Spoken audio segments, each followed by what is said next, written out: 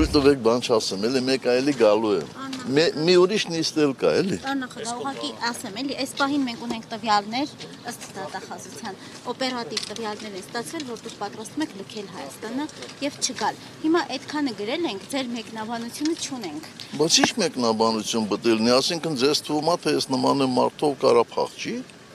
Դա մեկնաբանություն է արդեն։ Դա մեկնաբանություն չէ, դուք ինքներդ պետք է իմ փոխարեն մեկնաբանեք։ Ես որտեղից եմ փախել, որ ստեղից փախնեմ։ Դրա համար ուզում եմ հասկանալ։ Ես ասեցի, որ նույնիսկ եթե ես վստահ լինեմ,